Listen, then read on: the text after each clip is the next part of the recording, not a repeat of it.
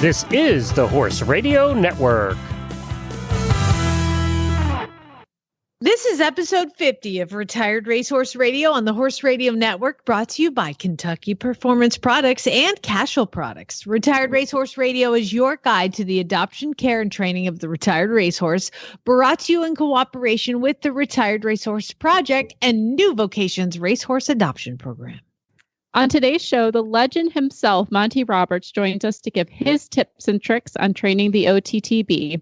We get the scoop on the Thoroughbred Makeover Class of 2021 and the upcoming RRP Sire Madness.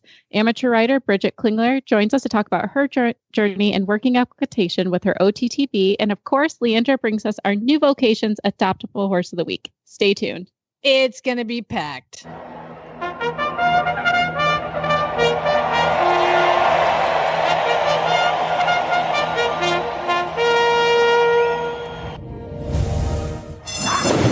And they're off on Retired Racehorse Radio, the podcast that is your guide to the adoption, care, and training of the retired racehorse.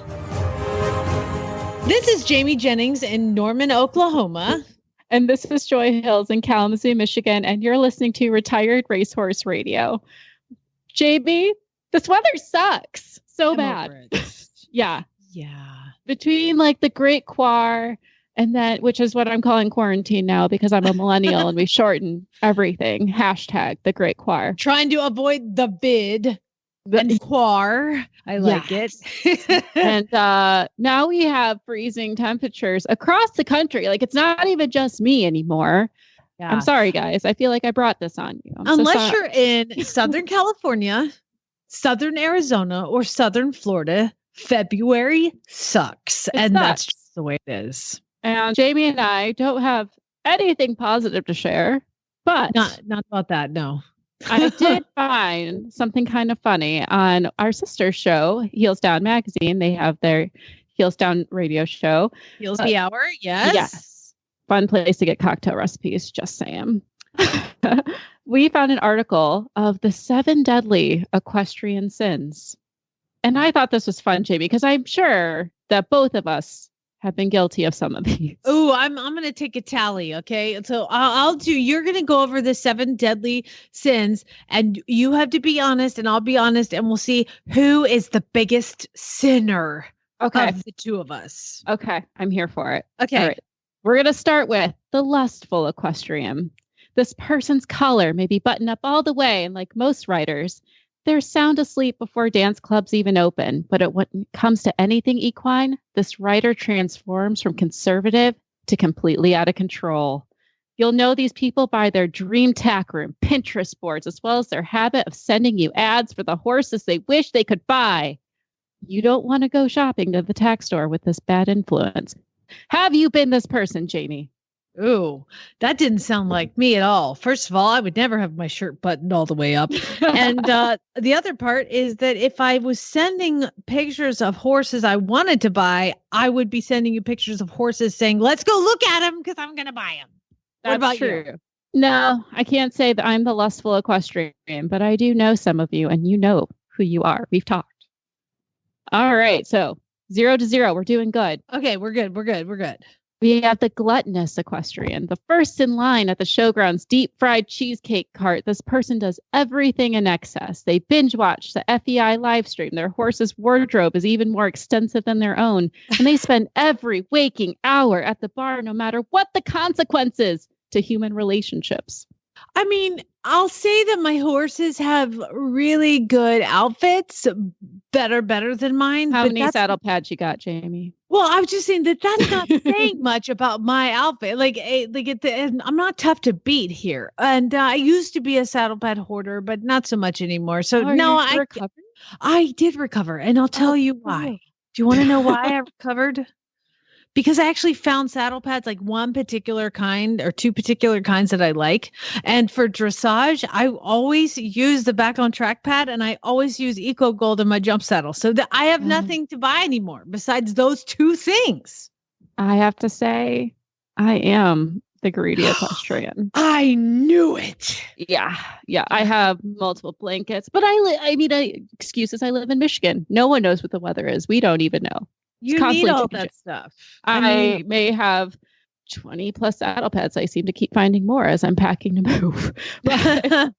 And polo wraps and wraps and ear bonnets. So what was that called? The greedy equestrian. Yeah, that's me. I feel like it should be called the prepared equestrian, but let's go with greedy. I like that.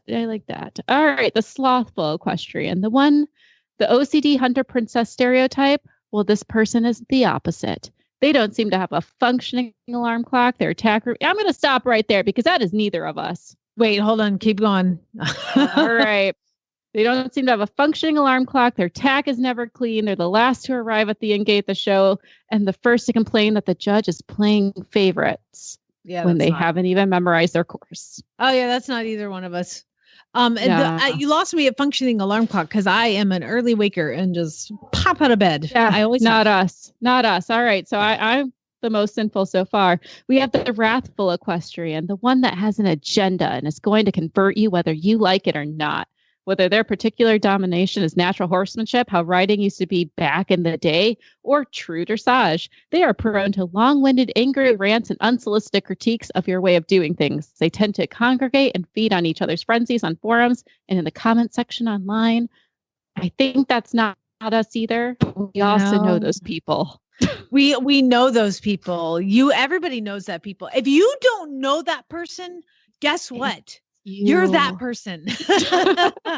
So you know what? Talking about like-minded ideas is great, but when you take it on the negative, then you've lost us. So what's next? The envious equestrian. Okay, this is probably me. Go ahead. The envious equestrian is actually quite insecure. At their best, envious equestrians live vicariously through GoPro videos, but at their worst, they make nasty comments on videos or posts of riders doing things that they wish they could. No. See, that's not I don't know us. if I agree with that. I feel like I could be the envious equestrian when I look at someone who, one, has better posture than me, like Leandra's leg, for example. Yeah. I would want that. Yeah. But it doesn't mean you're going to be nasty to them. So if they would tweak that a little bit, it could be us, but it could be you. Yeah. Okay. So this one's on you, heels down. Could have been us. Yeah. You were almost there. You almost had it. Almost got us. The prideful equestrian. This is our last one. So I hope you get it. So we're tied. Maybe this rider really is the best thing since no not hairnets. But regardless of actual ability, this person will talk your ear off about how amazing their last lesson clinic show was, name dropping famous trainers left and right. Their pony poopsie pie is above reproach. And if things aren't going so great, it's never their fault. And if you want to add to their conversation, good luck getting a word in edgewise. Okay, well, sometimes that's me, but I get really excited and I talk a lot and I'm like, that's why you do radio. I mean, that's what they pay me for, right? So I just get really excited and I might talk a lot, but I do listen to sometimes. We're equally sinful. Yes, we are. Well, thank you, Joy, for bringing that list to us. Now we have just an unbelievably packed full show. I'm excited to get it started, but first, let's take a listen to our title sponsor, our dear friends over at Kentucky Performance Products. This Nutrition Minute is brought to you by Kentucky Performance Products, the company that simplifies your search for research-proven nutritional supplements at kppusa.com. The horse that matters to you matters to Kentucky Performance Products. Managing horses can be challenging. Each horse's personality affects the way he behaves and reacts to the world around him. Horses with certain dispositions can be at higher risk for developing health problems than others. High-strung or excitable horses are easily stressed, but so is the timid, quiet warrior. Stressed horses are more likely to develop digestive upsets that lead to colic, diarrhea, and ulcers. Nalox Advanced was specifically developed to support a digestive tract that is under stress. It sustains proper pH levels, reducing the incidence of ulcers and hindgut imbalances, while simultaneously supporting the healing of damaged tissues. Nalox Advanced supports the complete digestion of starches and sugars and sustains populations of beneficial bacteria. Make life a little easier on your sensitive horse and start him on Nalox Advanced today. To learn more about the ingredients in Nalox Advanced, visit Kentucky Performance Products at kppusa.com.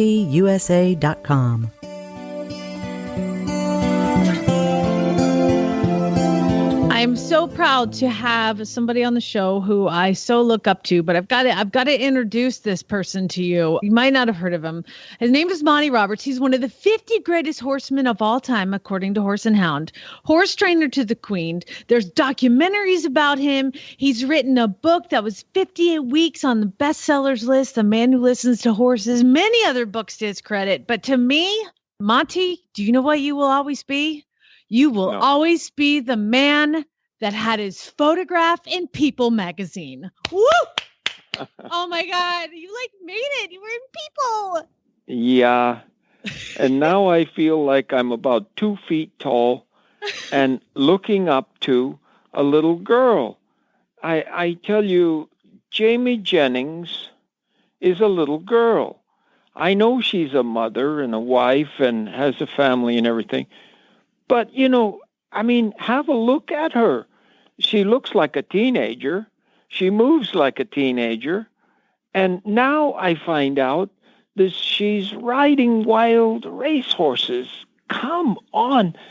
The greatest thing in the world for anybody that advises, teaches, coaches other people with horses, the greatest thing in the world is when they go make a huge difference in the world of horses. And here comes Jamie Jennings, and not just waiting around, but I first met her about 5 years ago or so, and her son was 1 year old running around in my yard with no clothes on. And this little girl, Jamie Jennings, has just been named Trainer of the Year with racehorses. And I asked her point blank before this show opened. I asked her how many young men she had riding those dangerous horses. And she said none. What? And she rehomed over 99 or over 90 horses without one guy to help. When I said, did you do all the riding yourself? Yes. I said, who's holding the horses for you? An 18-year-old girl. What is this world coming to? We guys are going to be relegated to mucking stalls. That's all there is to it. I am so proud of Jamie Jennings. I can't begin to tell you how much it means to me when someone moves that quickly to go, from Zeus and Thor, two Mustangs that had the best of her, really, if she would like me to say that. Oh, yeah. About 5 years ago, they still had the best of her, and Zeus and Thor were the greatest teachers I ever had that I sent home with the student. And she just bounced up like a ball. And I tell you, to put home horses that were going to go to the killer plant and be dog food and give them another life, over 90 horses. How proud does that make me? Jamie, congratulations. I can't believe your accomplishments in this thing. You must be so proud of yourself. And I know that it means most to be proud of your family and all the things that they did to give you the time to do this and everything. Dedicate yourself to it. And those few people around you, the little girl that 18 years old that led the horses for you, I know you're happy for her too. But Jamie, the world of horsemanship has to know that a new star was born in this business of nonviolent training. And Debbie assures me that every single thoroughbred that you took off the track and found a place for and gave them another life was trained without violence. Is that correct? Yes, sir. That is absolutely correct. And I mean, it's over. I'm almost speechless hearing you say those things. You've been my biggest teacher in my entire life, and you've changed my life. And I want to thank you for that. But So I wanted to talk to you a little bit about some of the things that I do with the horses and maybe get some advice on some other issues that I might not be able to sort out as quickly. So I figured if it's okay, I just go through what I do with them and let you pick it apart. No problem. Okay.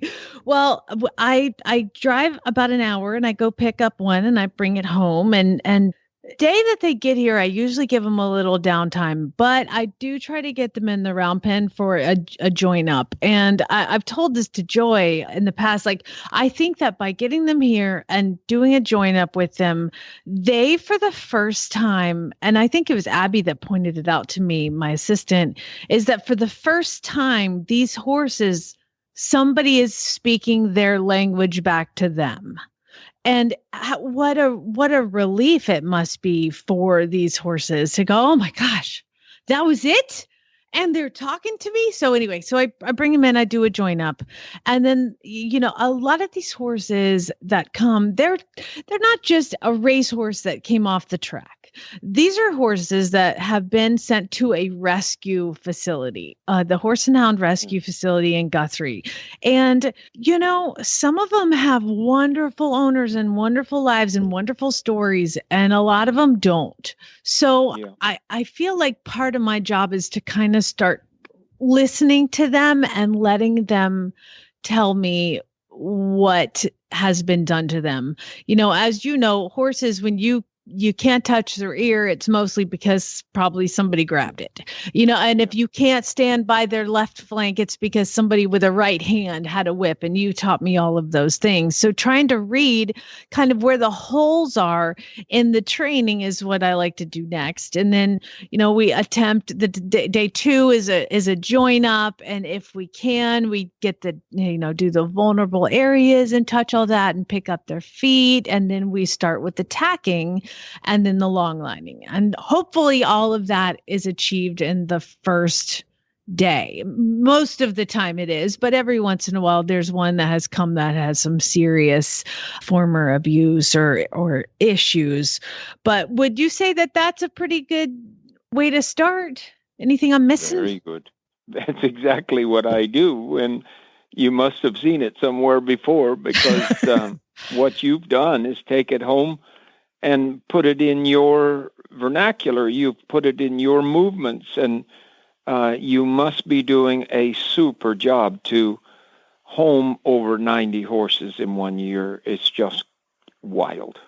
Well, thank you. The next thing that we do is try to, get on them. And I find that, Monty, this is interesting because this has never happened. I just have seen it so much now. We've had so many horses here that I'm sure you can talk a little bit about the vision there. When horses come off the track, nobody has been on a mounting block to get on them. Right. It's not a thing. And I have to get on these horses with a mounting block. Nobody's going to toss me up there. I'm certainly not going to jump up there myself.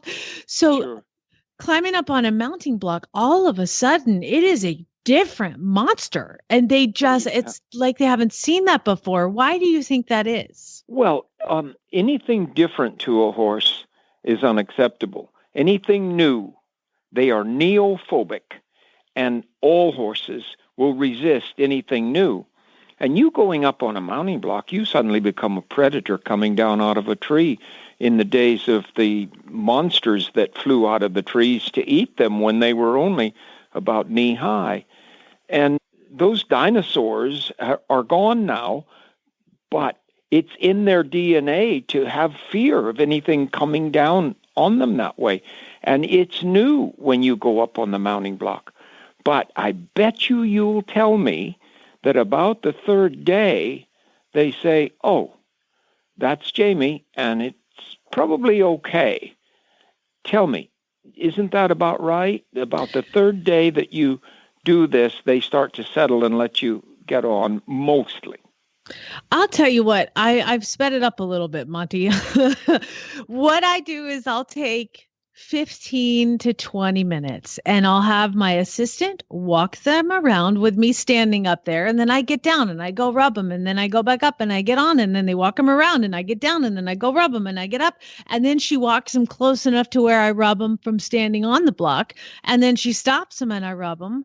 And then she maybe walks them around again, stops them when I rub them, and they're done. They're done. That's it. Okay. The first day. The first day, all they need to know is that nothing's going to hurt and nothing's going to scare them. And no, they have nothing to fear. And there's actually something pleasurable in there with the rubs and the scratches and everything. And I mean, I'm not telling you anything you don't know, because this is exactly what I learned at your place. You know, they may not stand perfectly for the mounting block then, but they're at least not afraid of it.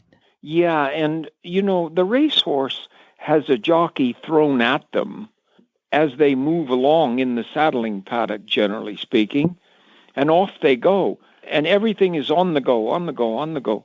And the first time that they can settle and take a breath and let you step on them from the mounting block, it becomes a different world for them. And they don't have to worry about being pushed into something rapid. And you give them a chance to take a breath and enjoy their work. And as you know, I say that the good trainer can make a horse do almost anything they want them to, but the great trainer can cause the horse to want to do it. And that's what you're doing. And that's how you have accomplished what you did. And I just couldn't be happier with you for it. Well, I think one of the biggest challenges, Monty, that I am having, and this is what I wanted a little piece of advice from you, is that, you know, another thing that these horses don't understand is what is this thing hanging down the side of my body, a leg? What does it mean?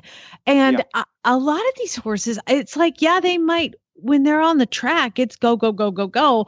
But I almost feel like once they've come off the track and they've had, you know, they're 6 to 8 weeks in the field, once you go to restart them, they're in no hurry, or they just don't understand what the leg means. So what are some tips that you can give us to getting a thoroughbred to move, you know, to move off the leg a little better and desire what to move forward? Well, as you probably know, I have the top pole, training off pressure pole.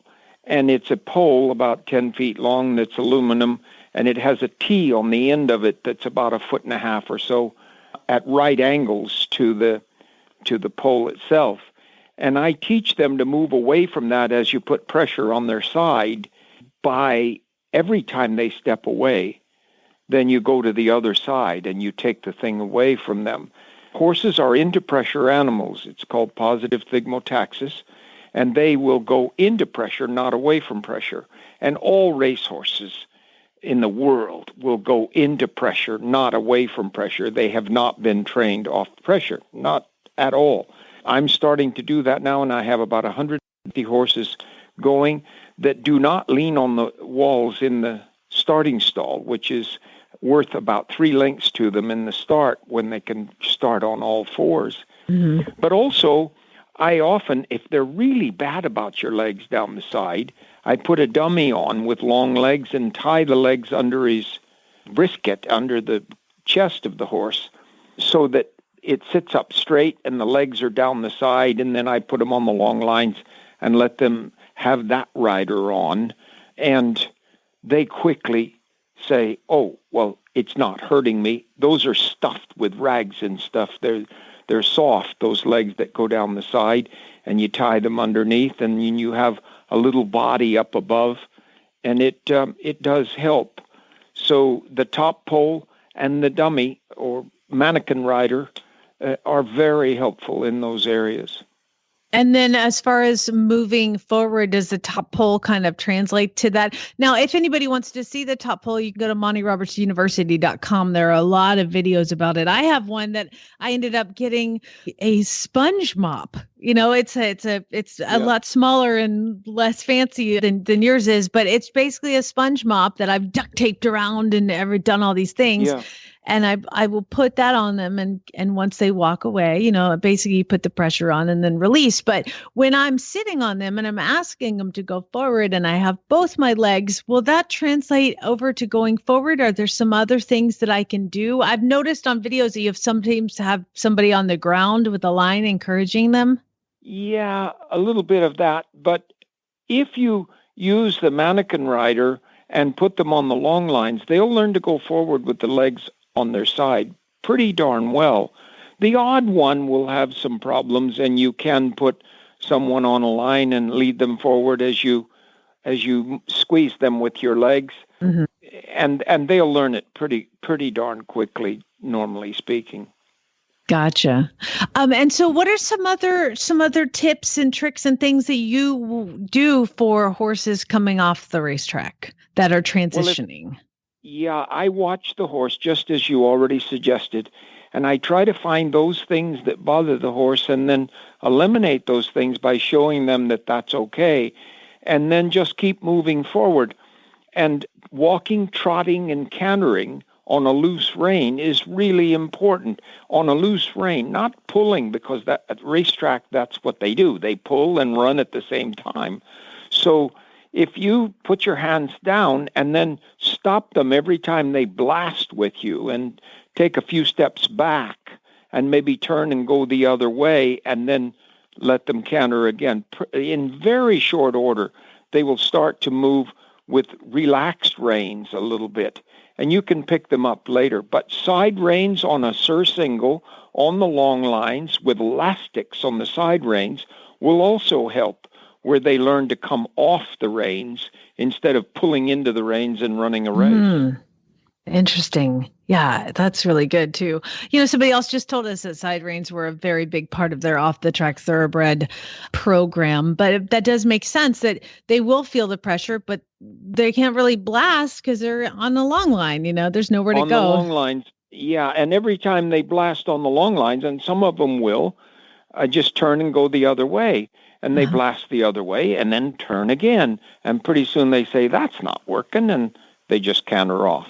And once they do that, then you can generally get on, repeat that process, and they'll pick it up pretty fast. Excellent. I have had a lot of great luck with, teaching these horses to trailer load by using the techniques you can see on MontyRobertsUniversity.com.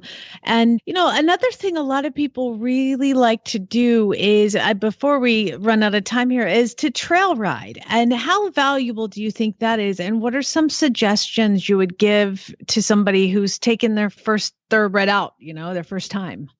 Yeah, well, you're doing that because it isn't the person that adopts them that's doing that. You already do that, and you just simply walk, trot, and canter out across the countryside on a loose rein, and that happens after you've already shown them that they can do it, just like we did with Thor. And, maybe you take your 18-year-old girl and put her on a child's pony, and they go along with you, and then you just go a mile or two and you'll see them relax and walk along on a loose rein so that the person who gets them can have a trail horse where they go outside and not have a racehorse where they go outside and pulling and fussing with them. You've placed these horses, so you're obviously doing a good job, and the people come and see them and realize that you've done a good job acclimating them to domestication, if you will, or off-the-track things. And clearly, I'm just in awe of what you've done. A little girl, over 90 replacements or places where they could find a new home, with an 18-year-old supporting you, and no men involved. I am so proud of you. There's just not words to say it. And I have to say that Horsemanship Radio listeners ought to be so proud of Jamie Jennings, who first came to see one of my demonstrations in Arizona, and was already, I think, on Horsemanship Radio or on a radio network. And she's come along marrying the two things of really doing it and really talking about it. And can you imagine the things that have been learned by Jamie Jennings on Horsemanship Radio? It's just so pride-making it can't even be described. Well, Monty, thank you so much. And thanks for joining us. You and your daughter, Debbie, are on Horsemanship Radio, and you can find that on the Horse Radio Network app. Like I said, go to Monty Roberts University for any tips or tricks or videos. So many videos that you can find to help you with whatever you're needing help with. And MontyRoberts.com if you want to find dates or clinics. And we're going to have some here in the upcoming year as well. So, Monty, as always, thank you so much for being so generous with your time, and go outside and feed those deer. Cashel Company helps you enjoy the ride with their full line of trail bags and tush cushions. From cantle bags to horn bags and everything in between, comfort and convenience on the trail is what Cashel does best.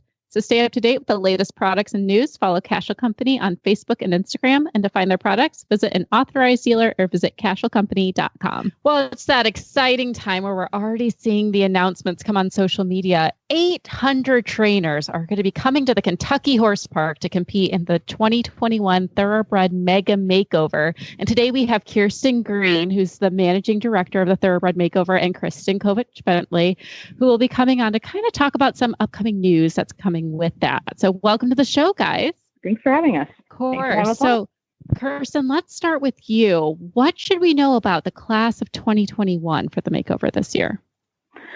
Well, the class of 2021, kind of as we expected when we had to postpone in 2020, we knew that we were going to have to limit how large we let the class of 21 get. So, just based on the fact that we still had over 400 people that were still active in competition for 2020, we ended up accepting about 484 applications for the class of 2021, which required our application committee to really whittle things down a little bit more than we would have traditionally if we weren't trying to cram 2 events into 1 week.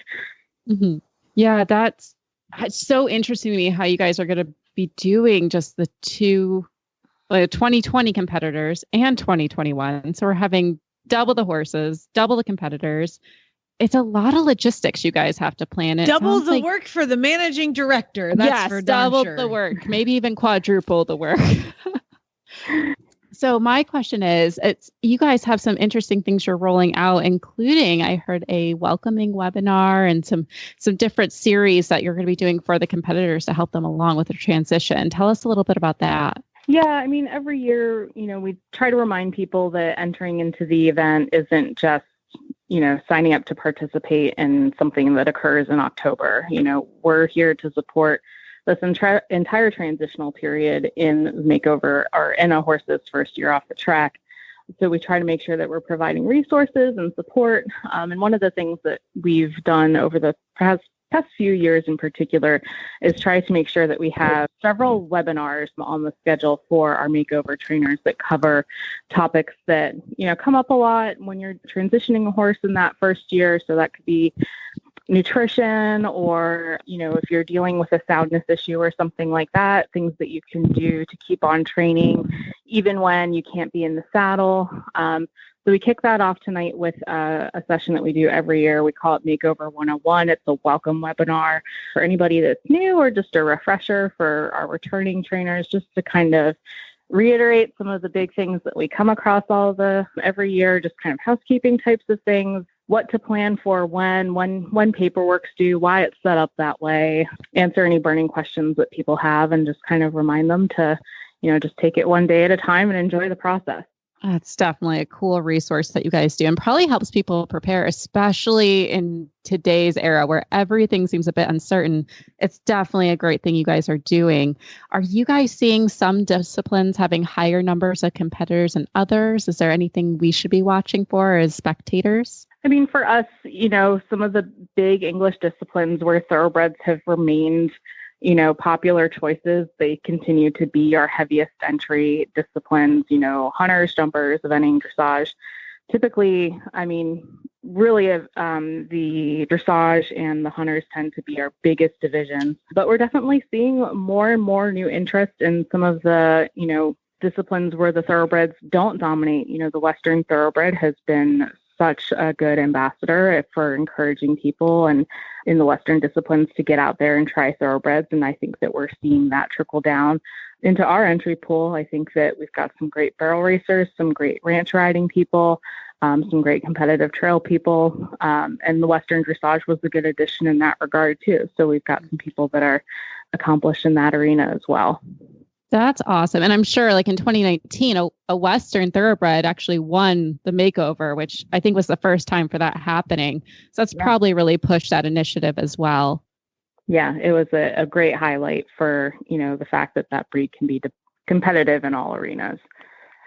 Absolutely. Well, definitely a lot of things to be looking forward to. You have to make sure you're following the Thoroughbred Makeover on Facebook and Instagram, because there's so many good things to look forward to. And of course, finding out if we'll be able to go down and be spectators or supporting virtually. So lots of good things to come. But something that's coming up a little sooner, Kristen, we have Sire Madness coming up very shortly. Yeah, right around the corner. So I think this week when this episode comes out, we're going to be kicking off our bracket contest for Sire Madness. And that's from our Thoroughbred Sport Tracker. So that's one of the services that the RRP offers in addition to the makeover. Oftentimes, I think people just sort of equate the makeover with the Retired Racehorse Project, but we do a lot of other stuff throughout the year. So our Thoroughbred Sport Tracker is our user-driven online database of thoroughbreds and second careers. So sort of like a Wikipedia for OTTBs.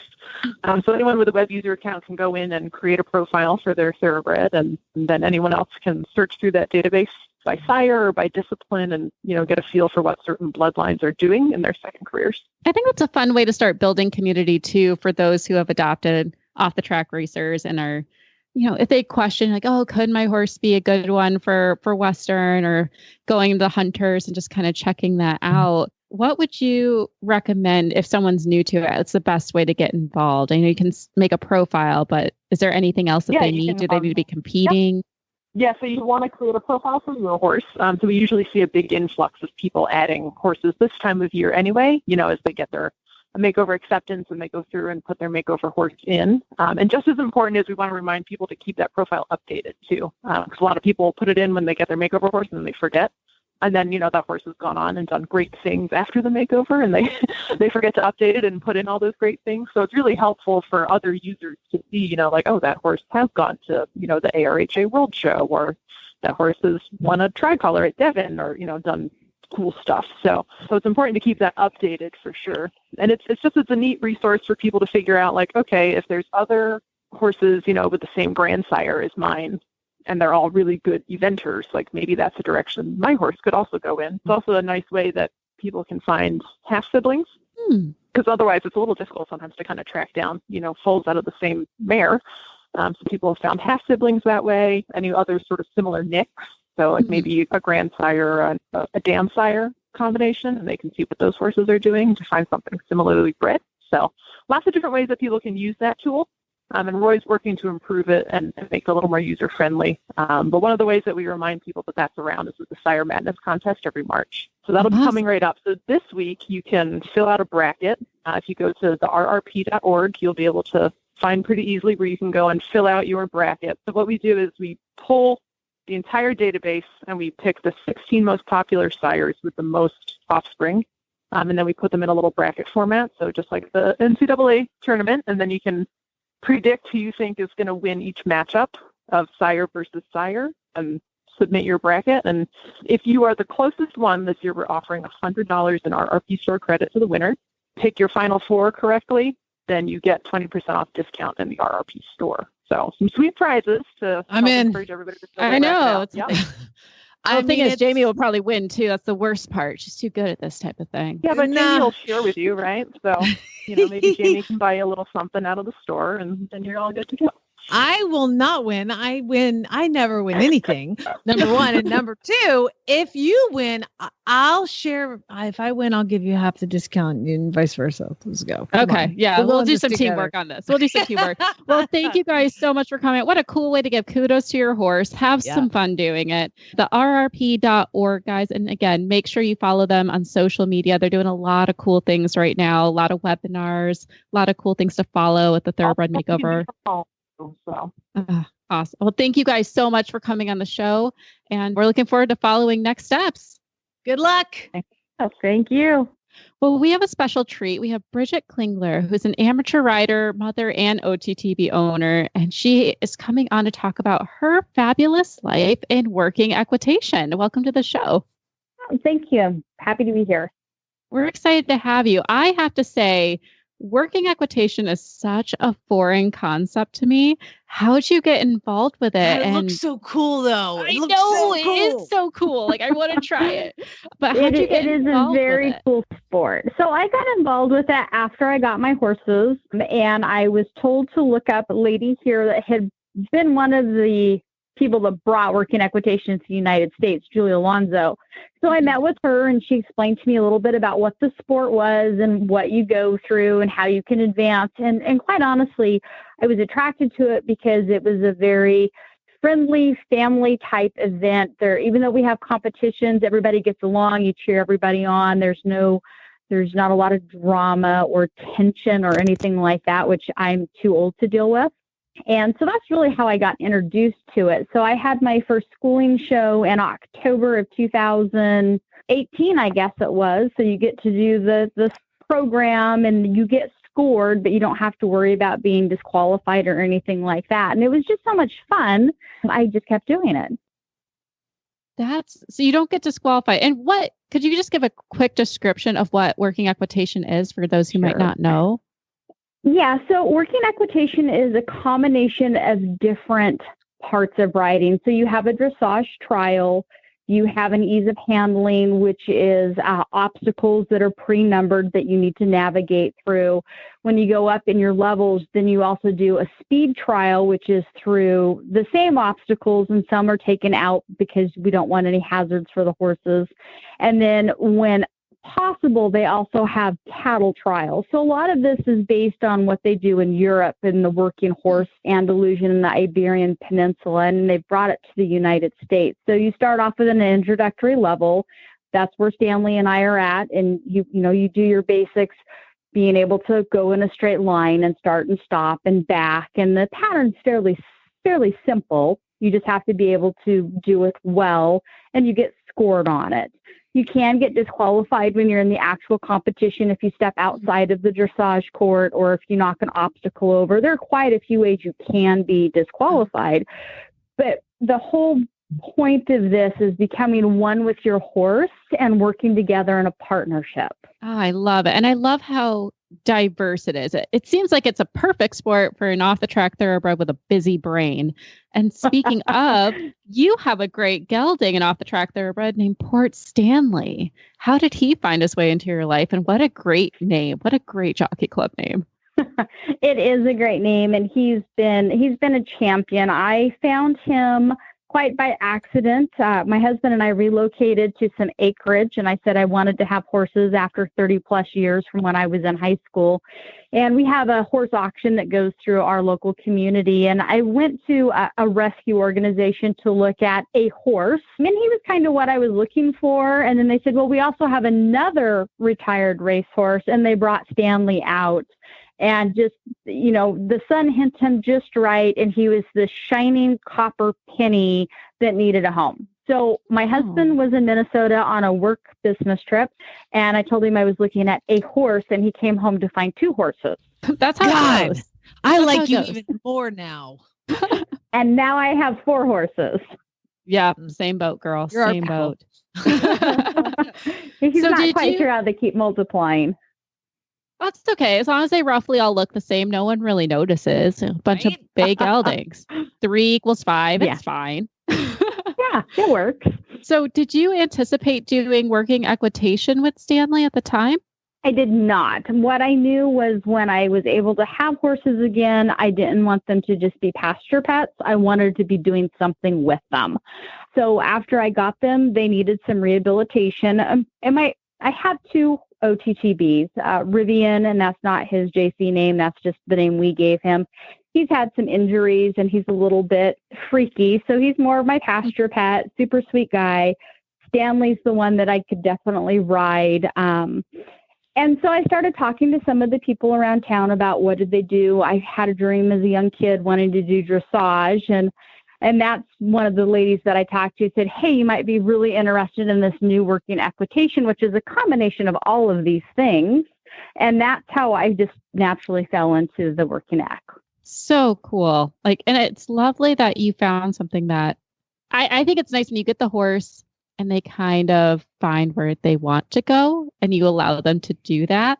Did you have any challenges with Stanley getting him involved with Working Eq? Was it kind of a long road? Did he just pick it up right away? How did it go? It actually has been a very rocky road. Stanley, when I got him, was in the mindset that he was retired.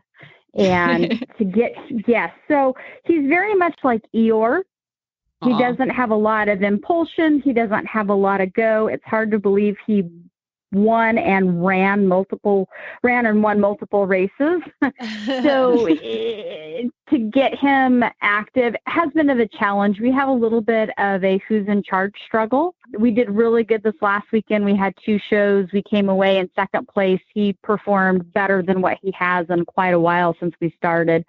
So for him, he's got some stiffness from racing. It's really trying to get him engaged again and not have him go, it's a competition and I'm going to be run to death and then stuck back in a box for weeks and weeks and weeks. So it's been a rocky road, but we've been getting there. And he's got his own little fan club. He's a sweet horse, very pleasurable to be around and very, very low-keyed, which thankfully I've been grateful for because I don't bounce like I used to when I was younger. And it's really just getting his mind engaged that this is a positive experience and not just a work experience. That's a good way to look at it. I think that's a very healthy way to bring any horse along, but especially a racehorse. So my next question was going to be, for Stanley, does he have one phase in Working Equitation that he thrives in more than others? It seems that we do somewhat better on the ease of handling, doing the obstacles. You do a figure 8, you open a gate from horseback, you close the gate. Those I think he's done a little bit better because he's actively having to think about it versus doing a 20-meter circle to the left and a 20-meter circle to the right and stopping and backing. Those are more boring activities than actually doing the obstacles themselves. So he actually finds standing still and waiting for you to open the gate more enjoyable than the circle. That's great. I feel like my thoroughbred would be the opposite. She's got a lot to go. So it really plays into maybe their personalities as well. But you see a lot of Spanish breeds in Working Equitation and stock horses. If someone wanted to get an ex-race horse involved, even a standard bred, what should they look for? What are your recommendations based on your experience? I really think any horse can do this discipline because it's really about a partnership between the rider and the horse themselves and being able to work together to do the dressage pattern and work together and trust each other to do the ease of handling. I don't know that there's any breed that's better than another. The great thing about Working Eq is we have Andalusians, we have Frisians, we have the, Stanley, the retired racehorse, we have a few halflingers, we've got quarter horses, we've got crosses. I don't have any that I know of here in Oregon, but I do know there are some of our Working Eq chapters across the United States that have saddlebred horses and gaited horses. So there really is no perfect horse. I think every horse is perfect as long as the rider and the horse have a good relationship. I love it. We need more disciplines like that. I think that's the best way to look at any discipline is what's the partnership? And is your horse happy? And it sounds like that's what you're providing for Stanley right now. I'm trying. He doesn't always see it that way, but that's what we're trying.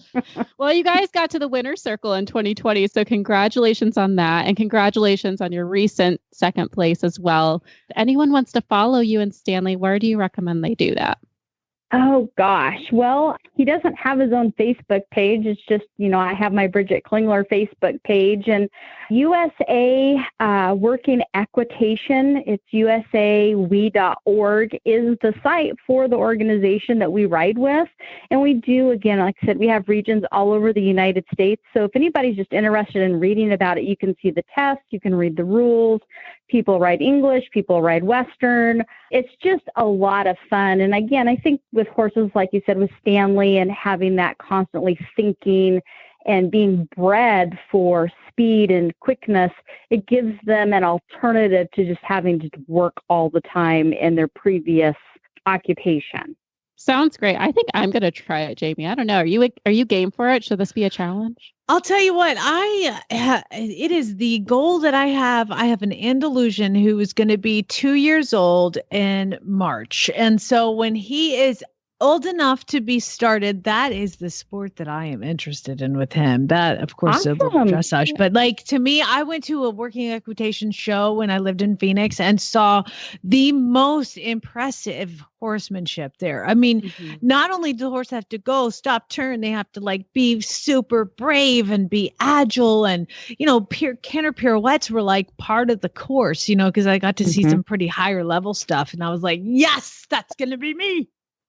Sounds like we're going to be calling Bridgett. Well, I just emailed Joy the website, and I have purchased a Lusitano Canadian cross gelding, and he is 1.5 years old. And I've already taken him to some of our shows because they've allowed us to do an in-hand through the obstacle course with the young ones.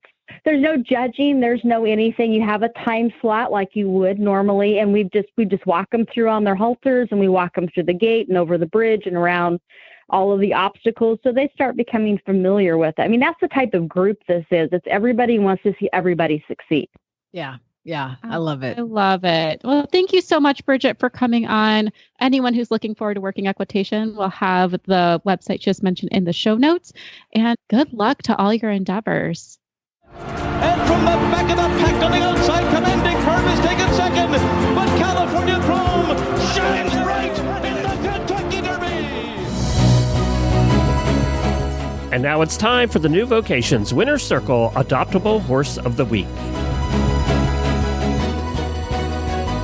It's time to talk to our friend Leandra Cooper from New Vocations, the Kentucky division, and we are going to talk about a horse. This is an awesome name. I love the short but sweet names. Census. What do you guys call him around the barn, Leandra? We just call him Census. Perfect. Short and sweet. Short and sweet. I love it. Now, Census is a bay 15 three-hand gelding. He's a 2017, so he still might grow, but there's something unique in the videos that you guys did. And it's not just arena work. You guys have had him out on the trail.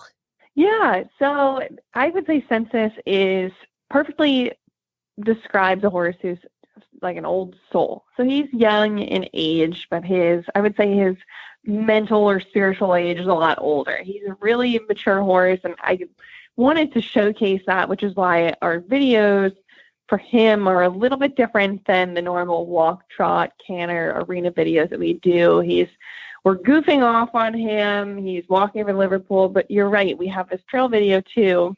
And this is something that's totally new to him. So, he hasn't really had a lot of exposure out to the trail. So I wouldn't call him a seasoned trail horse, but he really kind of took to it, learned quickly. Even when he was faced with something that made him anxious, he took instruction, and he has shown improvement every time that we've worked with him. So I think that horses like him can sometimes get overlooked because they have limitations. So for him, he had a condylar fracture previously, which was repaired with screws, and he has some arthritic changes in his ankle as a consequence of all of that. But he's still happy to go around and, pop around the ring and go through these obstacles that would be scary to many horses. So when a horse is limited, we want them ideally to have this really level-headed mindset, and I definitely see that in him.